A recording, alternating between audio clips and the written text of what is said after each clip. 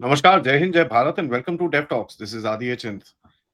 कल फिर से एक डबलिंग डाउन टाइप स्टेटमेंट दिया मोदी जी ने, where he basically said, Gujarat में वो रैली में थे, उन्होंने बड़ा क्लियरली बोला कि भाई हम पीछे नहीं हटने वाले।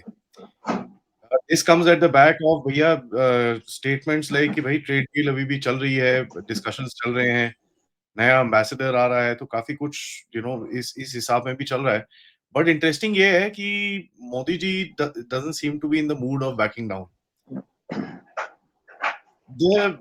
There, there are of course a lot more things which are coming out. जैसे अपैरल सेक्टर के लिए कुछ चीज करी गई है, ऑटो मैन्युफैक्चरिंग के लिए बोला गया है कि भाई boost your R&D and we'll give you more benefits.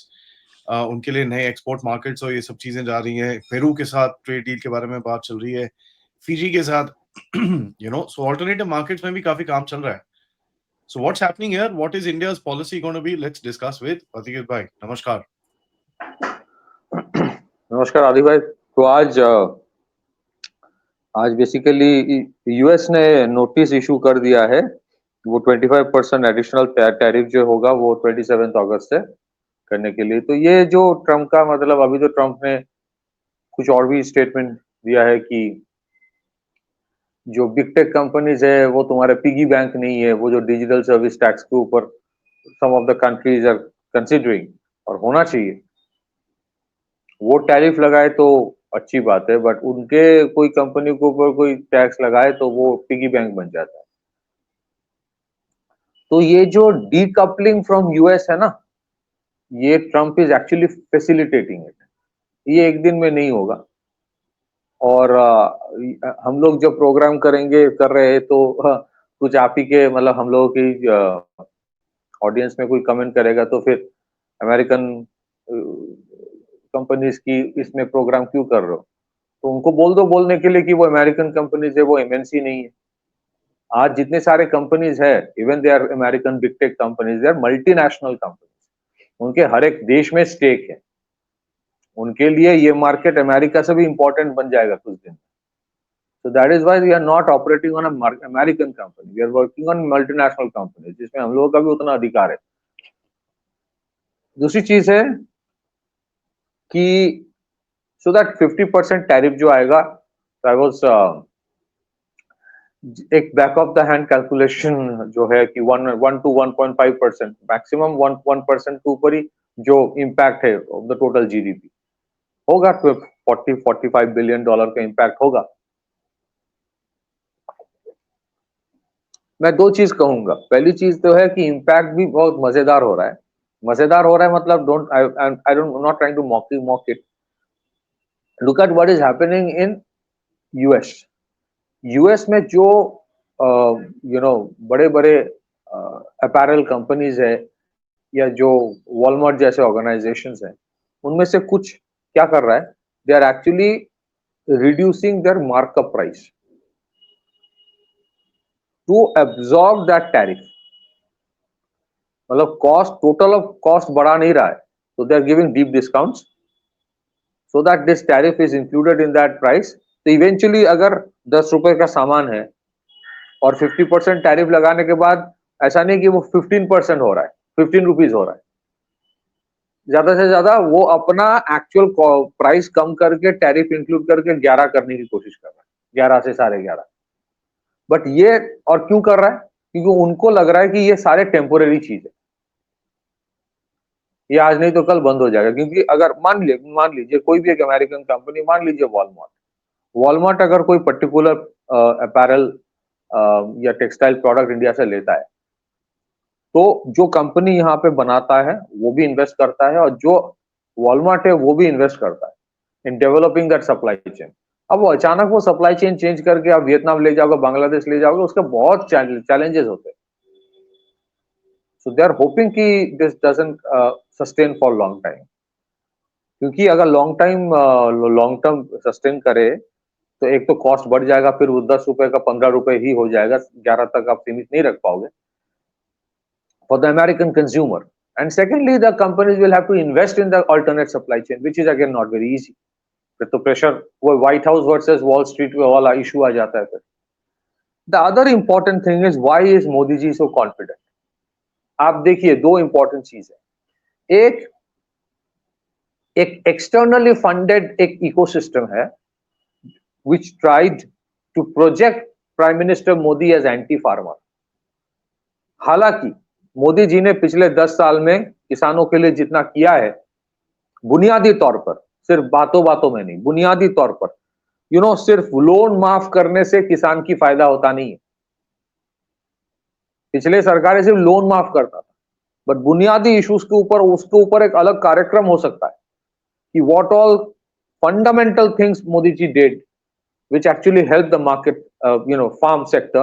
और भी बहुत चीज वो करना चाहते हैं, but there is an ecosystem जिसने रोक के रखा है।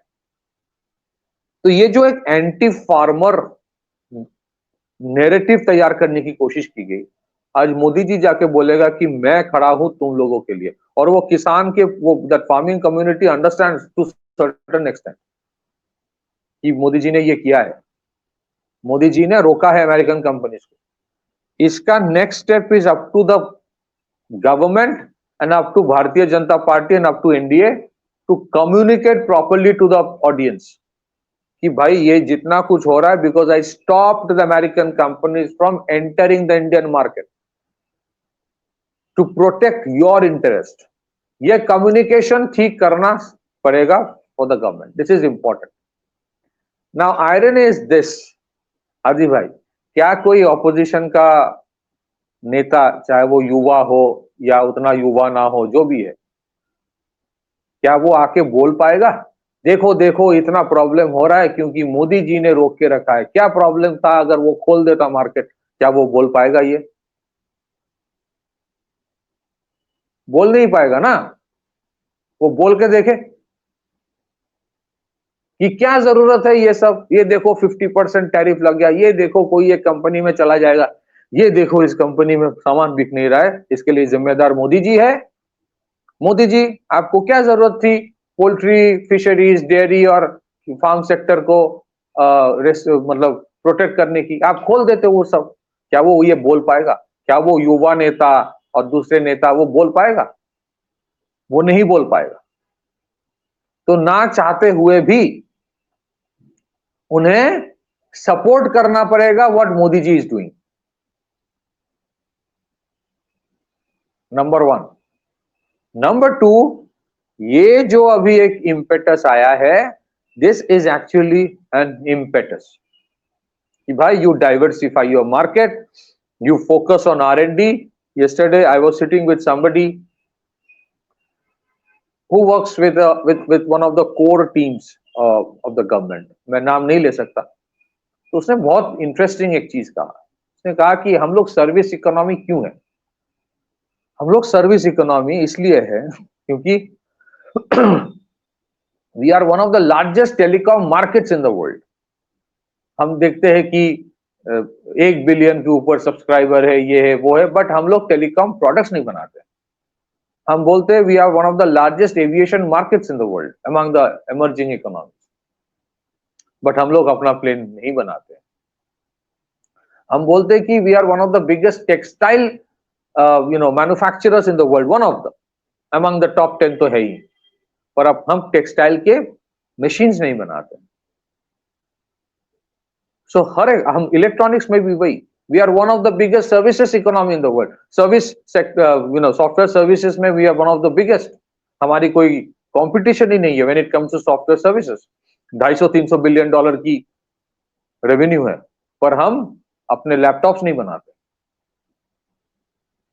सो if you see where the disruptions are happening, जहां जहां आपको दिखेगा कि सरकार पैसा डाल रहा है और जहां आपको दिखेगा कि डिसरप्शंस है, बहुत कुछ reshuffling within particular departments हो रहा है, within the ministry, within the ministries। So as for him, that indicates कि government is very interested, government is focusing on that। And what is that? Total of around 1 to 1.5 lakh crore is being invested by the government now for R&D in the private sector। अपना product बना। That is number 2 or number 3। So you would see a series of things which will be done। Some of them are in the pipeline। मैं even though I'm aware of some of those. Let's wait for some time. Instead of, I will not talk about it. But yeah, I keep on saying this is like, ek to number one, you can say it was like the post nuclear sanctions जो था उस time, क्या वाजपेयी जी की popularity कम हो गई थी? No, on the contrary, Vajpayee ji name was written in golden letters, the way he dealt with sanctions. Second is the COVID time, जब हम लोग रेसिलियंट जेन्युइनली होने शुरू किए. We started being resilient from the time of COVID. The government actually started working on that. और उसमें काम काफी हुआ है, उसमें अभी भी बाकी है काम. But that entire process of development of resilient supply chain शुरू हुआ तब. ऑपोजिशन की तरफ से बहुत कुछ बोला गया जब फर्स्ट कोविड फेज में, जब वो लॉकडाउन के टाइम 23% आपकी जीडीपी कम हो गई थी. बहुत कुछ बोला गया था, but 23% was like negative. On the contrary, what happened? That was a time जो काम उस टाइम हुआ था, what was the outcome? Within 2 years, you emerged as the 5th largest economy of the world. ये किसी ने सोचा नहीं था. Then you became the 4th largest because उस टाइम जो काम किया गया था उसका इम्पैक्ट दिखने लगा था. So जो चीज अभी बाकी है, अब तो देखिए, मैं आपको वही 80-20 वाला जो रेशियो है, you will see ये जो जीएसटी वाला रिफॉर्म आ रहा है, that is to push internal consumption. और ग्लोबल साउथ के ऊपर उतना ध्यान कभी, आदि भाई, एक्सपोर्टर्स की भी अगर बात करें, I don't want to blame them. अगर आप बड़ा मार्केट में, बहुत सा बड़ा मार्केट है लाइक अमेरिका, आप उसमें फोकस करेंगे तो एक बार इन्वेस्ट करेंगे in creating the market for your product तो फिर हो जाता है. But you don't focus that much on smaller countries, so that diversification, spreading of the eggs in different baskets, वो शुरू हो रहा है. And to certain extent, you can never entirely bank on China. To certain extent, you will see surprisingly, a little helping hand coming from China also. ये tariff 2 महीना 3 महीना रहेगा, उसके बाद there will be panic buttons, not from this side but from the other side. क्योंकि अगर India कहीं बोलना भी शुरू कर दे कि रेसिप्रोकल टैरिफ लगाएंगे, बोलना, बाकी छोड़ दो, you will see the impact. So we are, देखिए, हम ऐसे देश है ना, जब बहुत सारे financial crisis south east Asian economies में भी आए थे, हम लोग ऐसा देश नहीं है कि एक दिन मर्सिडीज चढ़ते हैं, दूसरे दिन सब बर्बाद हो गया, बैंक सब कुछ ले लिया और हम लोग फिर वही डिपार्टमेंटल स्टोर में जाके बिलिंग कर रहे. डिपार्टमेंटल स्टोर में जाके बिलिंग करना कोई छोटा काम नहीं है, वो नहीं बोल रहा हूँ. ये जो rags to riches and riches to rag story हमारा होता नहीं है. We are a conservative society, so we can deal with it. And government के पास कंटिजेंसी मेजर्स है. हमारे पास लोगों के पैसा आने के बावजूद वो कंजर्वेटिव रहते हैं. So we are not a country running on credit.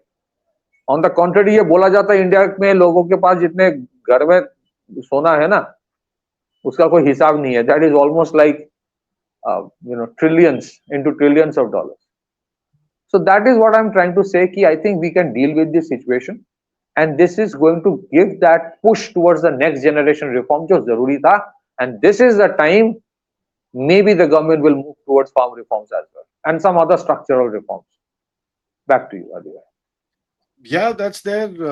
वो तो है ही, but एक मेरे को one thing that I'm going to say is that this should be now in a very, very interesting thing, interesting place, that finally the cards are going to be on the table. Okay, that's the big thing. The cards will be on the table and now you can do what you want to. अभी तक सब लोग चुप थे क्योंकि obviously देखते हैं क्या होता है. Plans might be ready कि भाई ये होगा तो ये करेंगे, ये होगा तो ये करेंगे, ये होगा तो ये करेंगे. Now the cards are on the table. That means there is a complete breakdown in talks, complete breakdown in conversations, complete breakdown in anything. कुछ भी नहीं. There's very small things which are left. So now you will find acrimony. ठीक है, और वो दिखेगा हमको आगे जाके. So that's something that I'm very interested to watch, because this is going to be absolutely बोलते हैं ना, लाइक कॉमेडी शो। तो लेट्स आज ऐसे भी सुबह सुबह उसने बोल दिया है 7 जेट शॉट डाउन। मैं बोला भैंस की आंख 5 से 7 हो गए। पता चले थोड़े टाइम के कल बाद बोलेगा entire entire entire air forces went down. नहीं, वो बोल सकता है कि B2 भी गिरा था, F-117 भी गिरा था, वो कुछ भी बोल सकता है। कल तो बोल देगा कि वो इंडिया गिर गया था। अब जब जब वो देखेगा कि, अब मैं आपको बता देता हूँ ना, इसका हिसाब क्लियर है। जितना वो देखेगा कि इंडिया से कोई रिएक्शन नहीं आ रहा है, टैरिफ भी डाल देता हो तो भी कुछ नहीं होता है, तो ये जेट्स का 2 नंबर जेट्स और बढ़ता जाएगा। 2 जेट्स और हर अच्छा हर इतना हफ्ते 3 वो आ जेट्स रहा बढ़ जाएगा। हाँ, इनके कितना, एक दिन बोलेगा कि 50 रफाल गिर गया, अरे खरीदा ही 36 है। तो ये एक चीज है। तो ये, मैं ना कल एक वही है, there was a discussion interesting and somebody said very interesting. इसलिए भाई साहब, जब तुम्हारे दो तरफ समुंदर है और ऊपर कनाडा है और नीचे मेक्सिको है ना, तो डेमोक्रेसी होना बहुत आसान होता है। है। कौन सी डेमोक्रेसी है और भाई, मुझे हमारे, बता। कौन और सी कौन सी देखिए जरा। डेमोक्रेसी है, ये भी सही है, ये भी सही है। लेकिन हमारे जैसे देश में जहां दोनों तरफ दो न्यूक्लियर नेबर है और तुम्हारे अंदर इतने सारे फॉल्ट लाइन्स बना के रखा गया है, just to be in power, forget about changes, just to be in power, first to win the election and to be in power, ये itself is a Herculean task.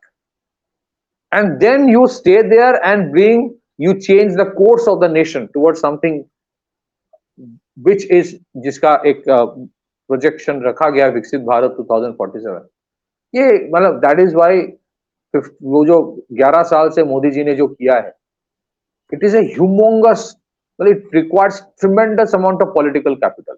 So I think इनका अगर objective था कि ये सब कर देंगे ना, तो अगर कहीं पे भी इकोनॉमिक क्राइसिस थोड़ा आ जाएगा कुछ कुछ सेक्टर्स में, तो वो न्यूयॉर्क टाइम्स और वॉशिंगटन पोस्ट से इतने आर्टिकल्स छापेंगे और दिखाएंगे कि इकोनॉमिक क्राइसिस में है और मोदी जी का पॉपुलैरिटी कम हो जाएगा और फिर इलेक्शन में इट विल हेल्प, फिर एनर्की करवा देंगे। ये होने नहीं वाला है। The alternate will happen. This is going to make Modi ji far more popular. Modi ji बोल देंगे कि मैं तुम्हारे लिए सामने एकदम खड़ा हूं, मैं रोक के रखा हूं। तो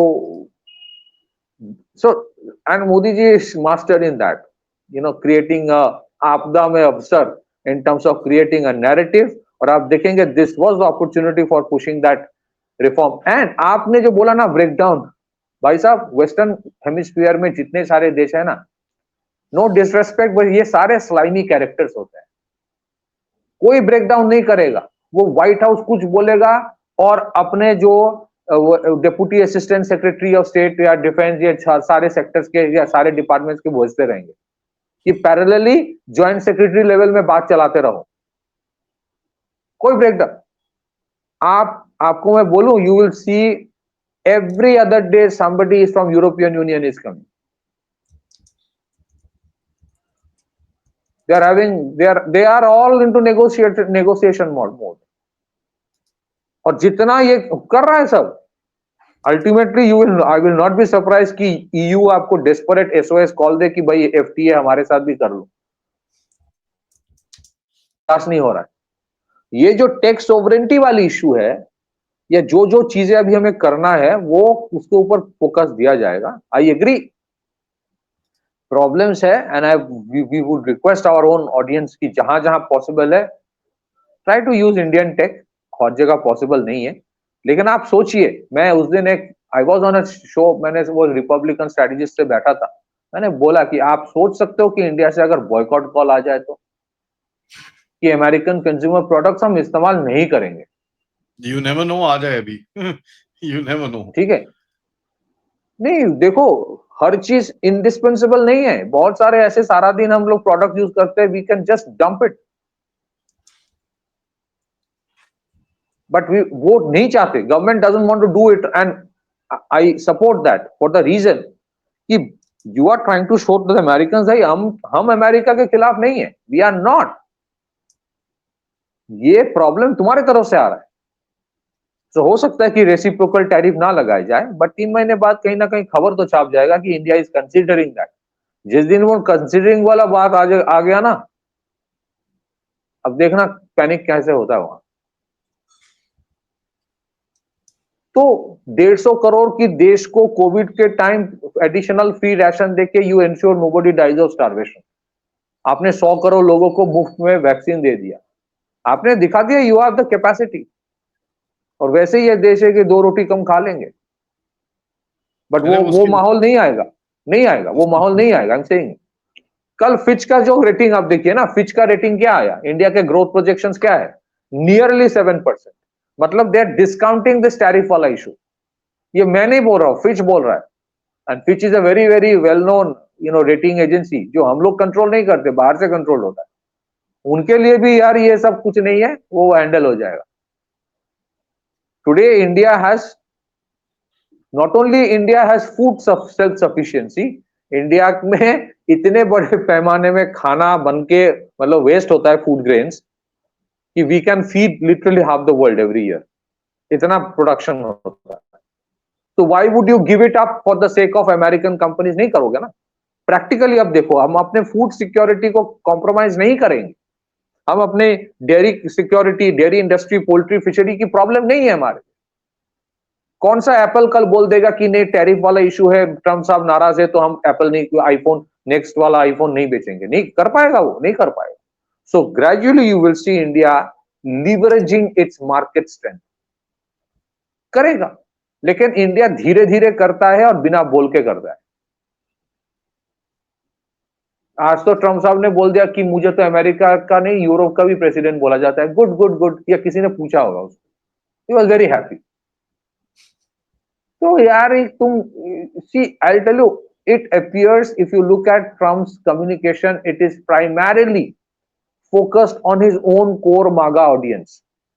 नहीं तो when it comes to the Russia-Ukraine war, तुम चूरन बेचने के सिवा कुछ नहीं कर रहे हो। रशिया तुमको भाव नहीं दे रहा है। क्या हुआ? 500-600 क्रूज मिसाइल, ड्रोन्स और क्रूज मिसाइल अटैक 40-50 हर दिन हो रहा है। इतना मार रहा है। अब तो वेस्टर्न यूक्रेन में भी मार रहा है। अब तो अमेरिकन कंपनी का एक मार दिया, अमेरिकन कंपनी का एक मैन्युफैक्चर फैक्ट्री को मार दिया। तो क्या उखाड़ लिया तुमने, बोलो? सो देयर इज वो कहनी और करनी, वो है ना, करनी और कहनी में बहुत फर्क होता है। कथनी और करनी जो कहा जाता है। तो back to you, I think we are confident. और इंडिया के जो ऑडियंस है, देखो एशिया कप आ रहा है, बहुत सारे और भी चीज, दिवाली आ रहा है, कोई सोचेगा भी नहीं उसको, आधे लोगों को पता भी नहीं होगा कि कुछ हुआ है। We are too busy and that is how we should be. Back to you Adi भाई। Yep, and let's see how the game will unfold because अभी announcement आया है तो हमारी तरफ से एक response भी आएगा and let's wait and watch what that is. Till then, guys, video को लाइक करिए, सब्सक्राइब करिए and we shall catch up with you with another update very soon. And if you can, please do contribute towards the channel. QR code, PayPal, Super Sticker, Super Chats are your way to go. नमस्कार, जय हिंद, जय भारत।